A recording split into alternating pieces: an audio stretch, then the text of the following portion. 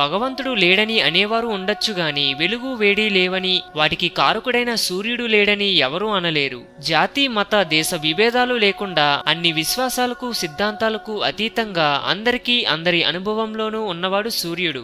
అందుకే ఆయన ప్రత్యక్ష దైవం, లోకసాక్షి, జీవుల చావు పుట్టుకలకు, పోషణకు, కాల నియమానికి, ఆరోగ్యానికి, వికాసానికి అన్నిటికీ మూలం సూర్యుడే.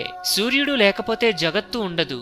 ఆ స్థితిని ఊహించడానికి కూడా సాధ్యం కాదు. ప్రత్యక్ష నారాయణుడైన సూర్యుని భక్తి భావంతో కృతజ్ఞతాపూర్వకంగా ఆరాధించే సంప్రదాయం ప్రపంచమంతటా ఉంది. జీవుల ఉనికికి, మనుగడకు ఆధారం సూర్యుడే గనుక అందులో ఆశ్చర్యమేమీ లేదు. సూర్యుడు దక్షిణాయనం ముగించుకొని ఉత్తరాయణం ప్రారంభించడానికి సూచనగా 2 పర్వదినాలను మనం జరుపుకుంటున్నాం. ఒకటి సంక్రాంతి, రెండవది రథసప్తమి.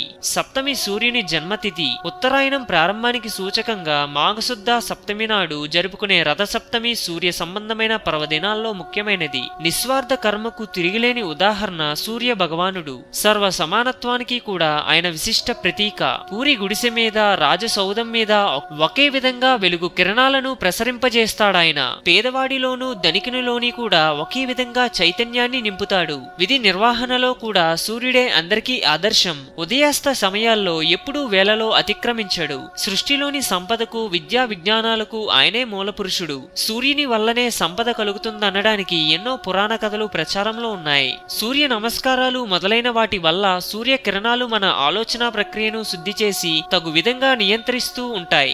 సాధారణ మానవ చైతన్యంతో నియంత్రణకు లొంగని మనస్సు సౌర వ్యవస్థ నుంచి వచ్చే ఫోట్ల సహాయంతో తేలికగా నియంత్రితమవుతుంది. మన ఇంద్రియాలు ఎప్పుడూ బయటికే తిరిగి ఉంటాయి. మన ఆలోచనలు బాహ్యంలోనే పరిభ్రమిస్తూ ఉంటాయి. అందుకే మన లోపల ఉన్న అజ్ఞాత శక్తుల గురించి మనకు తెలియదు. అలా తెలియకుండా చేసేదే మాయా.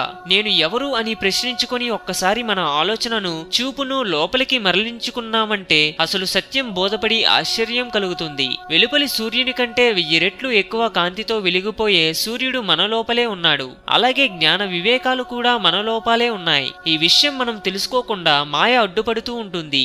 సాధనతో అడ్డును తొలగించుకుంటే విశ్వ చైతన్యంలో మనం భాగమని తెలుసుకుంటాం.